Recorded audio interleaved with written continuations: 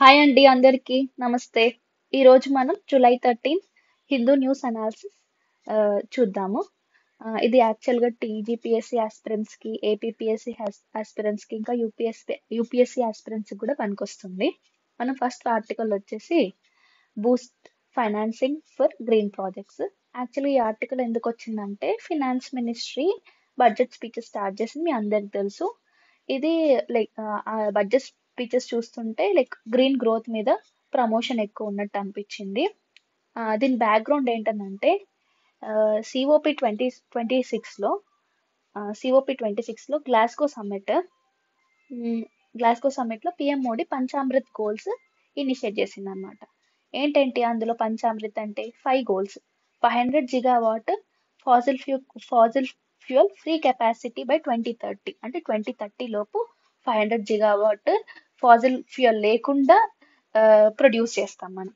ఇంకా net zero by 2070 లోపు net zero అంటే లైక్ మొత్తానికే ఎమిషన్స్ చేయమని కాదు, ఎంత ఎమిషన్స్ చేస్తున్నామో అంత ఎమిషన్స్ స్టోర్ అయ్యేలాగా చూడడం, కార్బన్ న్యూట్రాలిటీ తీసుకురావడం.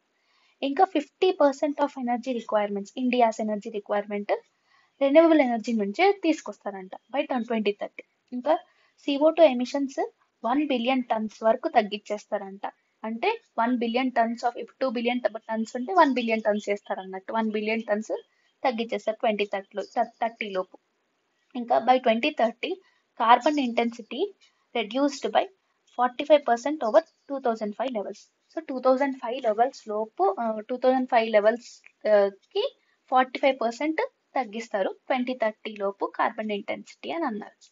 సో ఇటు సిఓపి 26లో చేసిన ఈ పంచామృత్ గోల్స్ ప్రకారంగా ఇప్పుడు ఫినాన్స్ మినిస్ట్రీ బడ్జెట్ చూస్తే మనకు తెలుస్తుంది వాళ్ళు గ్రీన్ ప్రాజెక్ట్స్ మీద ఎక్కువ ఎంఫసైజ్ చేస్తున్నారని చెప్పేసి. సో యాక్చువల్గా లైక్ ఛాలెంజెస్ ఏంటి ఈ రెన్యూవబుల్ ఎనర్జీ ఎక్కువ యూస్ చేయడం వల్ల? ఏంటంటే ఇంటర్మిటెంట్ సప్లై ఉంటుంది. అంటే లైక్ ఎండ కొట్టినప్పుడు మాత్రమే సోలార్ ఎనర్జీ యూస్ చేసుకోవచ్చు, విన్స్ వచ్చినప్పుడు మాత్రమే విండ్ ఎనర్జీ యూస్ చేయొచ్చు.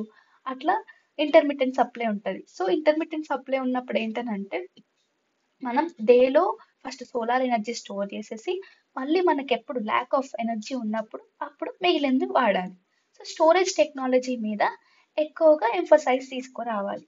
సో దానికోసం రివర్ హైడ్రో పవర్ స్టోరేజ్, ఇంకా ఆఫ్ రివర్ హైడ్రో స్టోరేజ్ ఇలాంటివి, ఇంకా కాన్సన్ట్రేటెడ్ సోలార్ థర్మల్ పవర్. అదేంటంటే కాన్సన్ట్రేటెడ్ సోలార్ థర్మల్ పవర్ లో మోల్టన్ సాల్ట్ కి ఇచ్చేస్తారు. మోల్టన్ సాల్ట్ కి పవర్ జనరేట్ చేసి అంటే ఎనర్జీ ఇచ్చేసి ఆ తర్వాత థర్మల్ టర్బైన్స్ తిప్పడానికి ఈ మోల్టన్ సాల్ట్ ని యూజ్ చేస్తారు. ఆ తర్వాత ఇంకొక ఛాలెంజ్ ఏంటంటే లాట్ ఆఫ్ క్యాపిటల్ రిక్వైర్మెంట్ జరుగుతుంది. సో ఈ క్యాపిటల్ రిక్వైర్మెంట్ తగ్గించడానికి ఏం చేయాలి అంటే క్యాపిటల్ రిక్వైర్మెంట్ ఎట్లెట్లా, దేని నుంచి మనం క్యాపిటల్ తీసుకురావచ్చు? యాక్చువల్గా గ్రీన్ బాండ్ స్కీమ్ అందరూ వింటూనే ఉంటారు. గ్రీన్ బాండ్ స్కీమ్ అంటే ఏంటంటే జనరల్గా గ్రీన్ యాక్టివిటీస్ ప్రమోట్ చేయడానికి బాండ్స్ రిలీజ్ చేయడానికి గ్రీన్ బాండ్ ఉంటారు. జనరల్గా అది లెస్ ఇంట్రెస్ట్ రేట్లో ఉంటుంది. సో ఇది ఇలాంటి గ్రీన్ బాండ్స్ ఎట్లా తీసుకోవాలంటే long term rupee debt at fixed rates. So fixed rate కింద, ఫిక్స్డ్ ఇంట్రెస్ట్ రేట్ కింద లాంగ్ టర్మ్ గా రూపీ మీద డెట్ తీసుకోవాలి, మళ్ళీ ఫారిన్ కరెన్సీ కాదు. సో అప్పుడు క్యాపిటల్ దొరుకుతుంది. ఇంకా బడ్జెట్ లోనే సెల్ఫ్ రిలయంట్ గా తీసుకురావాలి అన్న ఏం ని తీసుకొని వచ్చి గ్రిడ్ స్టోరేజ్ మీద ఏమంటారు ఫుల్ రీసెర్చ్ చేసేలాగా గ్రిడ్ స్టోరేజ్ లో కాంపిటేటివ్ స్కేల్స్ తీసుకొచ్చేలాగా చూడాలి. అది దాంట్లో ఇండియా ఒక గ్లోబల్ లీడర్ అవ్వాలి. ఇంకా ఏమంటారు ఇప్పుడు ఆల్రెడీ మనకు ఒక స్కీమ్ వచ్చింది, లైక్ 1 crore రూఫ్ ప్యానల్స్ తీసుకొని వస్తామని చెప్పేసి.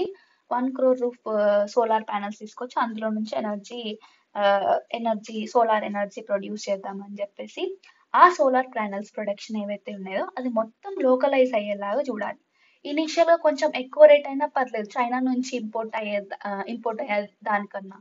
కాకపోతే తర్వాతకి కొంచెం తగ్గించేలాగా చూడాలి, కాంపిటేటివ్ రేట్స్ తీసుకురావాలి. దానికోసం ఏమేమి చేయాలంటే పిఎల్ఐ స్కీమ్ ఏదైతే ఉందో ప్రొడక్షన్ లింక్డ్ ఇన్సెంటివ్స్ అది యూజ్ చేయాలి. ఇంకా ట్యాక్సెస్ ఏమైనా ఉంటే అవి తగ్గించాలి. సో అట్లా ఇంకా ఈ స్కీమే కాకుండా ఇంకొక పిఎం కుసుమ్ స్కీమ్ లో కూడా ఇరిగేషన్ కోసము సోలార్ పంప్స్ యూజ్ చేస్తామని చెప్పారు. దానివల్ల గ్రౌండ్ వాటర్ డిప్లీషన్ అవుతుంది, అది వేరే ఇష్యూ. బట్ ఇరిగేషన్ అయినప్పుడు సోలార్ పవర్ ప్లానర్స్ పెడతామని చెప్పారు కదా, అది కూడా లైక్ లోకలైజేషన్ ప్రొడక్షన్ తీసుకురావాలి. ఇంకా గవర్నమెంట్ బిల్డింగ్స్ మీద, రూఫ్ ప్యానల్స్ మీద, ఇంకా రైల్వేస్ లో దేని మీద చేసినా కూడా లైక్ లోకలైజ్డ్ ప్రొడక్షన్ బట్టి చూడాలి. ఇంకా బడ్జెట్ లో like self Reliance solar panels లే కాకుండా ఎలక్ట్రిక్ వెహికల్స్ ని కూడా తీసుకురావాలి. ప్రొడక్షన్ ఆఫ్ బ్యాటరీస్ అది ఎట్లా తీసుకొస్తారంటే like faster adoption of manufacturing of electric vehicles ఒకటి ప్రోగ్రామ్ ఉంటుండే, 1, 2, 3 ఫేజెస్ రిలీజ్ అయ్యాయి. అలానే పిఎల్ఐ స్కీమ్ కూడా ఉంది.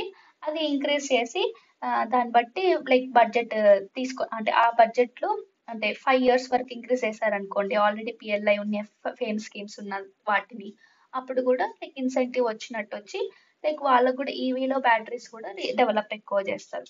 అంతేకాకుండా నేషనల్ హైడ్రోజన్ మిషన్ కూడా ఉంది, గ్రీన్ హైడ్రోజన్ తయారు చేయడానికి. అది కార్బన్ ఫ్రీ ఎనర్జీ ఇస్తుంది అన్నట్టు. సో ఇది కూడా లైక్ ఒక మంచి scheme for reducing carbon footprint. అంతేకాకుండా union border carbon border adjustment mechanism తీసుకొచ్చింది యూరోపియన్ యూనియన్. ఏంటనంటే బయట నుంచి యాక్చువల్గా లోపల అంటే యూరోప్ లోపల మొత్తం ఏం చేస్తుందంటే అక్కడ గ్రీన్ నుంచి వచ్చేవి మాత్రమే లైక్ ఎలక్ట్రిసిటీ కానీ ఏదైనా కానీ గ్రీన్ నుంచి వచ్చే ప్రోడక్ట్స్ మీద తక్కువ ట్యాక్సెస్ అన్నట్టు. సో సో దాన్ని బట్టి ఏమవుతుంది, కాంపిటీషన్ తగ్గుతుంది వాళ్ళ దాంట్లో. ఇప్పుడు బయట నుంచి ఇంపోర్ట్ చేసే దాంట్లో అన్ని గానం ఏమి రిస్ట్రిక్షన్స్ ఉండవు. So they will use electricity and inputs all from fossil fuels. అదే మనం యూరోప్ లో చూస్తే అలా ఉండదు. సో దాన్ని బట్టి ఏమవుతుంది అంటే లైక్ బయట కంట్రీస్ వాళ్ళు కాంపిటేటివ్ గా ఫీల్ అవుతారు. అందుకని కార్బన్ బార్డర్ అడ్జస్ట్మెంట్ మెకానిజం ఏం చేస్తుందంటే taxes such that prices equal అయ్యేలా చూస్తుంది అనమాట. సో ఏవైతే ఇంపోర్ట్ చేసిన ప్రోడక్ట్స్ ఉంటాయో, ఏవైతే డొమెస్టిక్ ప్రోడక్ట్స్ ఉంటాయో ఆ కాస్ట్ ఈక్వల్ అవుతుంది, కాంపిటేటివ్నెస్ పెంచడానికి డొమెస్టిక్ ఇండస్ట్రీ. దానికి కూడా మనం సపోర్ట్ చేసేలాగా ఉండాలి, నెగిటివ్ గా అపోజ్ చేసేసి అట్లా ఉండకూడదు. మన అలా సపోర్ట్ చేస్తే మనకు కూడా లైక్ కార్బన్ ఫ్రీ ఎకానమీ అయ్యే ఛాన్సెస్ ఉంటుంది. ఇప్పుడు మనం నెక్స్ట్ ఆర్టికల్కి వెళ్దాం. Stay on bail should only be granted in rare cases, says supreme court. యాక్చువల్గా దీనికి బేస్ ఏంటంటే పర్విందర్ ఖురానా మనీ లాండరింగ్ కేసులో అరెస్ట్ అయ్యాడు. ఈయనకి బెయిల్ ఇవ్వడానికి అట్లీస్ట్ ఢిల్లీ హైకోర్టు 1 year నుంచి స్టే ఇస్తుంది. సో ఇలా బెయిల్ ని స్టాల్ చేస్తే ఏమవుతుందంటే it will become a danger to personal Liberty which was provided under article 21 of the Indian constitution లో. ఈ పర్సనల్ లిబర్టీకి ఒక డేంజర్ అవుతుంది. అట్లనే డ్యూ ప్రాసెస్ ఆఫ్ లాకి డేంజర్ అవుతుంది. డ్యూ ప్రాసెస్ ఆఫ్ లా యాక్చువల్గా మనది ప్రొసీజర్ ఎస్టాబ్లిష్డ్ బై లా ఉంటుంది ఇండియాలో, కాకపోతే యుఎస్ నుంచి మనం due process of law adopt చేసుకున్నాం అన్నట్టు.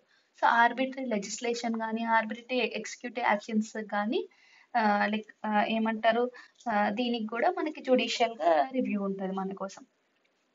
సో బెయిల్ బెయిల్ని మనం అంటే లైక్ ఓన్లీ రేర్ కేసెస్లో మాత్రమే స్టే చేయాలి. ఆ రేర్ కేసెస్ ఎటువంటి అంటే ఫర్ ఎగ్జాంపుల్ ఆ రిలీజ్ అయిన కన్విక్ట్ ఎవడైతే ఉన్నాడో వాడు like he may tamper the witness అలాంటి కేసెస్లలో. ఇంకా సెకండ్ది ఏంటంటే like he might be terrorist అలాంటి వాటిలలో మాత్రమే ఇట్లా బెయిల్ స్టే చేయాలి అని చెప్పేసి సుప్రీంకోర్టు చెప్పింది. ఇప్పుడు మనం నెక్స్ట్ ఆర్టికల్కి వెళ్దాం. June food inflation quickens to 9.4%. Retail price gains rebound to 5.1%. So food inflation 9.4% వరకు వెళ్ళిందంట. ఇంకా రీటైల్ ప్రైస్ ఇన్ఫ్లేషన్ ఏదైతే ఉందో 5.1%కి వచ్చిందంట. సో ఇన్ఫ్లేషన్ గురించి తెలుసుకుందాము. ఏంటంటే ఈ సిపిఐ అనేది NS4 రిలీజ్ చేస్తాడు, national statistic office.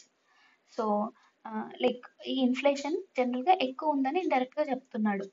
Most of the Indian states కంటే like half of the Indian states greater than 5.1%, అంటే ఇప్పుడు యావరేజ్ 5.1% రీటైల్ ఇన్ఫ్లేషన్ అంటున్నాడు.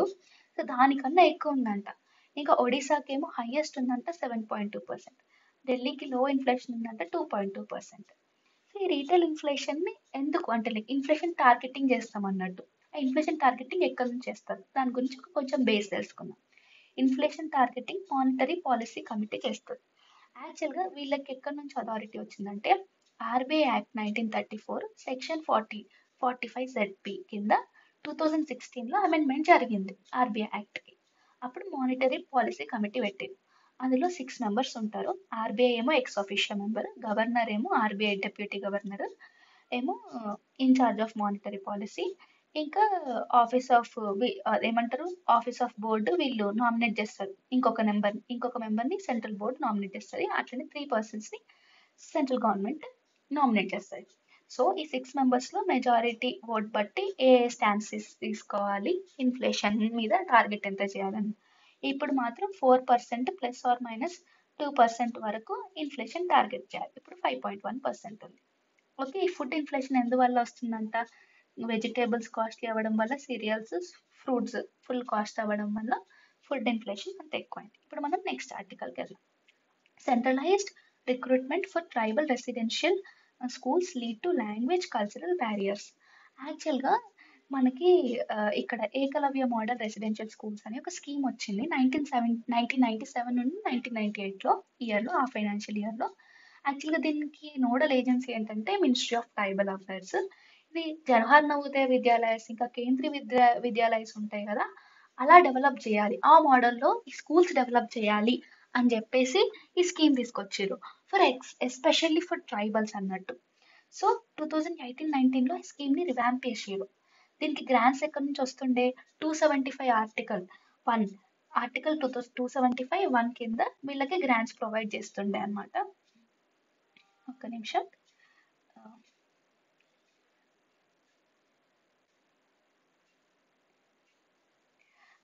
సో గ్రాంట్స్ ప్రొవైడ్ చేస్తుండే. బిఫోర్ ఏంటనంటే యాక్చువల్గా ఇది national education society for tribal స్టూడెంట్స్కి కింద ఇది స్కీమ్ వర్కౌట్ అవుతుంది. దీనికోసము ఈ ఆర్గనైజేషన్ పెట్టారు. సో ఈ ఇన్స్టిట్యూట్ ఏం చేస్తుంది అని అంటే లైక్ ఈ స్కీమ్ని నోడల్గా ఇంప్లిమెంట్ చేస్తుంది మినిస్ట్రీ ఆఫ్ ట్రైబల్ అఫైర్స్ కింద. కాకపోతే హిందీ కాంపిటెన్సీ పెంచడానికి, ఇంకా లైక్ వేకెన్సీస్ ఎక్కువ ఉన్నాయి, 4000 వేకెంట్ పోస్ట్ ఉన్నాయి. సో ఈ ఛాలెంజెస్ తప్పించడానికి ఏం చేసిందనంటే, సో సెంట్రలైజ్డ్ అపాయింట్మెంట్స్ చేద్దాము అని చెప్పేసి నెస్ట్కి అథారిటీ ఇచ్చింది. అంతకన్నా ముందు ఏమిటుంటుంటే సెస్ అంటే like state education for tribal societies ఎవరైతే ఉంటారో, ట్రైబల్ సొసైటీ స్టూడెంట్స్ అయితే ఏదైతే ఇన్స్టిట్యూట్ ఉంటుందో అది విత్ స్టేట్ రూల్స్లలో అపాయింట్మెంట్ జరిగేవి. జనరల్గా లోకలైజ్డ్ అపాయింట్మెంట్స్ ఉండేవి. కానీ ఇప్పుడు హిందీ కాంపిటెన్సీ పెంచడానికి ఏమంటారు, ఈ నెస్ట్ అనేది ఈ organization they are taking teachers. So దీనివల్ల ఏం క్రియేట్ అయింది? హిందీ టీచర్స్ ఎవరైతే ఉన్నారో most of the members North Indian వాళ్ళు సౌత్ ఇండియన్ ట్రైబల్ రీజన్స్లో పనిచేయాల్సి వస్తుంది. సో వీళ్ళందరూ వాళ్ళ లైక్ వాళ్ళు లైక్ ఇది మా అంటే they don't want to go to south Indian states for working. So వీళ్ళందరూ ప్రొటెస్ట్ చేస్తున్నారు దీనికోసం. ఇంకా ఏమైందనంటే ఇది వాళ్ళకే ఛాలెంజింగ్ కాదు, లైక్ ముఖ్యంగా చెప్పాలంటే లైక్ ట్రైబల్ చిల్డ్రన్కి చాలా challenging. Already those people are very shy to come to study. So ఏమవుతుందంటే లాంగ్వేజెస్ బ్యారియర్ అవుతుంది, కల్చర్ కూడా బ్యారియర్ అవుతుంది. దట్ ఈ నార్త్ ఇండియన్ టీచర్స్ ఎవరైతే ఉంటారో వాళ్ళు సౌత్ ఇండియన్ ట్రైబల్ స్టూడెంట్స్కి సరిగ్గా ఎక్స్ప్లెయిన్ చేయలేరు. సో వాళ్ళ కల్చర్ డిఫరెంట్ ఉంటుంది. సో ఎన్ని ఇన్సెంటివ్స్ ఇచ్చినా కూడా బట్ ఇది అంటే ఈ స్కీమ్ కొంచెం వర్కౌట్ అవ్వాలి అని అంటే లోకలైజ్డ్ ఎంప్లాయ్మెంట్ తీసుకుంటేనే మంచిది. ఇంకా ఛాలెంజెస్ ఏంటంటే 15 acres ల్యాండ్ కావాలి ఈఎంఆర్ స్కూల్స్కి, ఈఎంఆర్ఎస్ స్కూల్స్కి అని చెప్పారు. సో హిల్లీ రీజియన్స్లో జనరల్గా ట్రైబ్స్ ప్రజెంట్ అయ్యేది అక్కడే ఉంటుంది, హిల్లీ రీజియన్స్లో అట్లా. సో అక్కడ 15 acres ఆఫ్ ల్యాండ్ దొరకడం అంటే it's like very big challenge. ఇంకా ఈ ఈఎంఆర్ఎస్ స్కూల్స్ ఎక్కడ ఉంటాయంట, sub district plan like 20,000 odd ST population ఉంటే, లేకపోతే ఒక డిస్టిక్లో 50% ఆఫ్ టోటల్ పాపులేషన్ ఉంటే మాత్రమే ఈ స్కూల్ వస్తుంది అని చెప్పారు.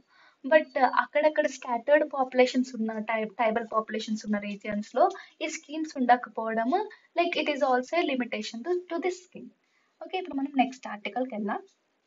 I wobbly walk. India did well to assert its tie with Russia, but optics were bad. అంటే ఇండియన్ ప్రైమ్ మినిస్టర్ రష్యాకి వెళ్ళారని చెప్పాను, 2 days విజిట్కి వెళ్ళారని చెప్పి.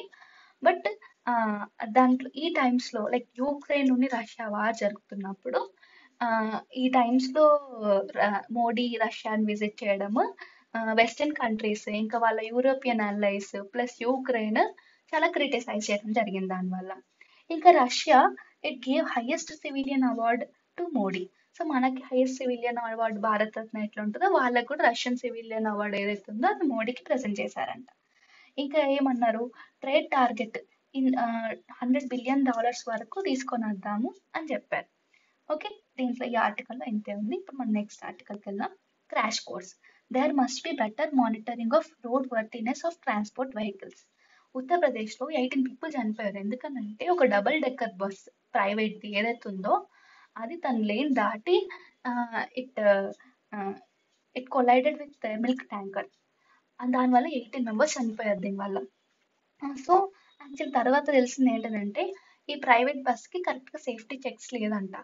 అంటే రోడ్ ట్రాన్స్పోర్ట్ అథారిటీస్ నుంచి తీసుకోవాలి యాక్చువల్గా, అలాంటివి ఏం తీసుకోలేదు వీళ్ళు సేఫ్టీ చెక్. అది ఇంకా ఇన్సూరెన్స్ కూడా లేదంట ఆ బస్కి. ఆ విషయం తెలిసింది. సో దీనికోసం జనరల్గా మనం రోడ్ యాక్సిడెంట్స్ వచ్చింది అనుకో, మెయిన్స్లో క్వశ్చన్ ఎట్లా రాయాలి, కొంచెం డేటా రాయండి ఏదో ఒకటి. లైక్ 1.71 ల్యాక్ పీపుల్ చచ్చిపోతున్నారంట 2022 డేటా తీసుకుంటే నేషనల్ క్రైమ్ రికార్డ్స్ బ్యూరో దగ్గర నుంచి.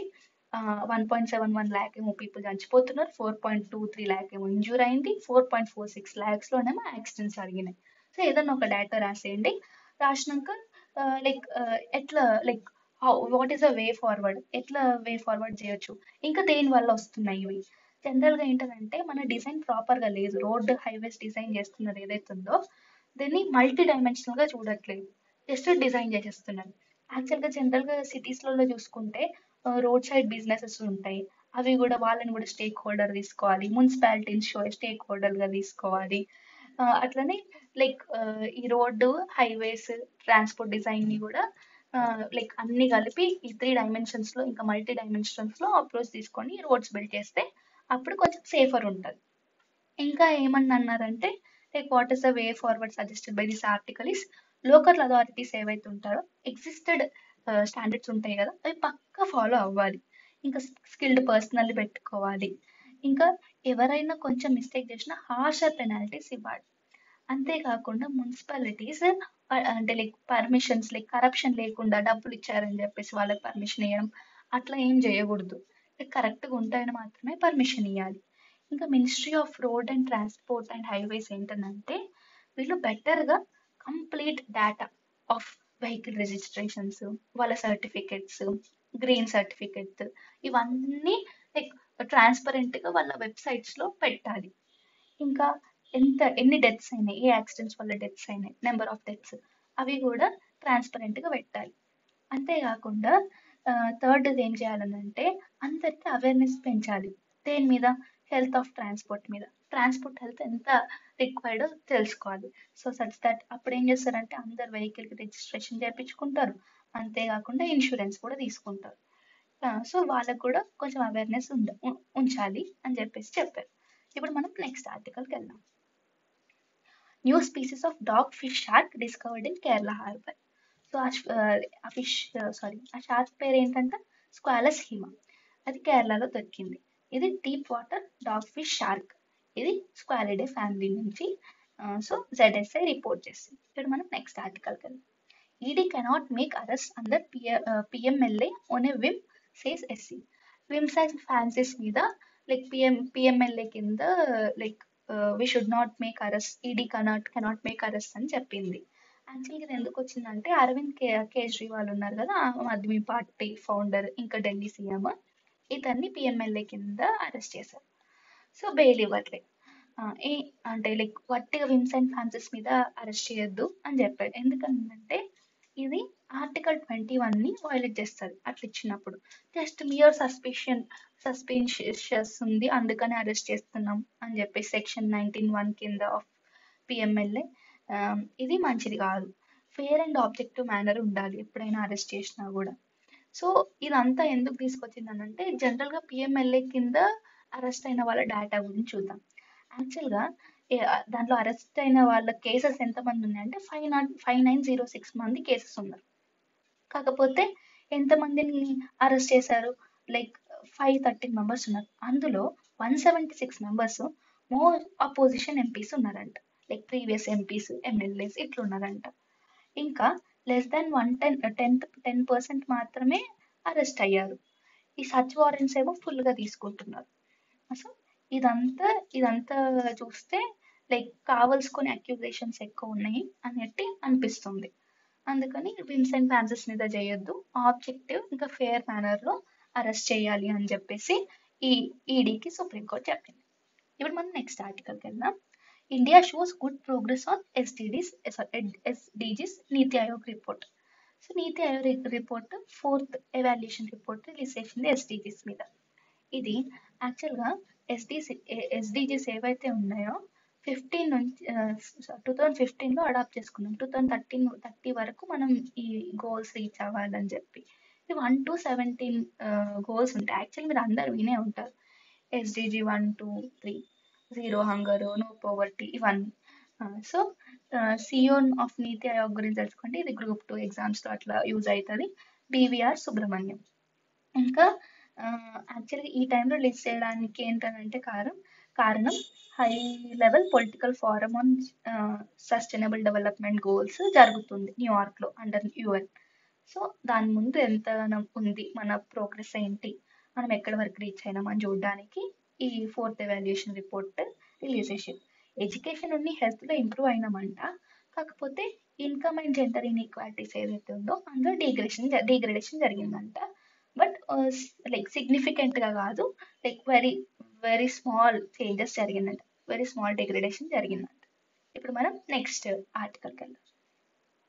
NABARD unveils 750 crore agri fund to promote innovation promote చేయడానికి చూస్తుంది. ఏ ఫండ్ క్రియేట్ చేసింది? Agriculture fund. అది అగ్రి షూర్ ఆ ఫండ్ పేరు. సో ఈ అగ్రి షూర్ ఫుల్ ఫామ్ ఏంటంటే agriculture fund for startup and rural enterprises. So ఈ అగ్రిషూర్ అంటే agriculture fund for startup and rural enterprises. ఎంత రిలీజ్ చేసింది? ఎంత ఫండ్ అమౌంట్? 750 crores. యాక్చువల్గా నాబార్డ్ ఏమో 250 crores ఇస్తుంది, agriculture ministry 250 crores, other institutions 250 crores చేస్తుంది. యాక్చువల్గా దీని ఏం ఏంటంటే 85 స్టార్ట్అప్స్కి ఇది ఇవ్వడం with investment up to 25 crores each. So each rural ఎంటర్ప్రైజ్కి లేకపోతే స్టార్ట్అప్కి 25 crores ఫండ్ ఇచ్చి అంటే లైక్ ఇన్సెంటివైజ్ చేసి ఈ ఏమంటారు ఇన్నోవేషన్ని ప్రమోట్ చేయడానికి చూస్తుంది రూరల్లో ఉంది అగ్రికల్చర్. ఈ రోజుకి ఈ జూలై 13th కరెంట్ అఫైర్స్ అయిపోయింది. Hope you all are preparing very well. Thank you.